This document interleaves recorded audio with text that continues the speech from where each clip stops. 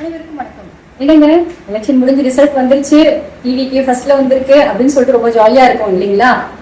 So பாக்கலாம், அவங்க வந்துட்டு இப்போதைக்கு லீடிங்ல இருக்காங்க.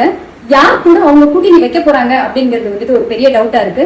நேற்று நம்ம கிட்ட டிவிக்கே தான் வின் பண்ணுவாங்க அப்படின்னு சொல்லிட்டு ஒரு சஜஷன் சொன்னாங்க இல்லையா, அந்த பர்சன் நம்ம கூட தான் இருக்காங்க. நம்ம கேட்கலாம் ஃபர்ஸ்ட், யார் வந்து யார் கூட கூட்டணி வைக்க போறாங்க அப்படின்னு சொல்லிட்டு.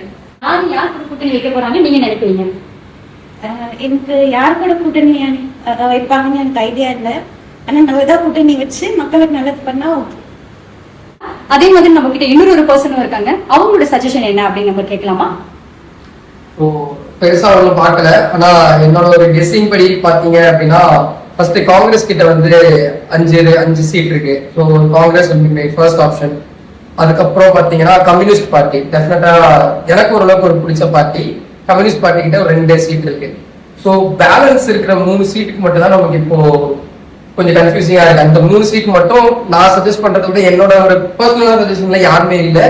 அது வந்து அவங்களோட பெட்டரான சாய்ஸா இருக்கணும் கண்டிப்பா. அப்ப மட்டும்தான் ஒரு ப்ராப்பர்னா ஆட்சி அப்படின்னு எதிர்பார்க்கிறேன். சோ ஓரளவுக்கு கிளியரான இன்ஃபர்மேஷன் கொடுத்தாங்க இல்லைங்களா? இப்போ இருக்க யங்ஸ்டர்ஸ் வந்துட்டு ஓரளவுக்கு ஆட்சியை பத்தி தெரிஞ்சுக்கணும் அப்படிங்கிறது என்னுடைய ஆசையும் கூட. வெயிட் பண்ணி பார்க்கலாம். நன்றி.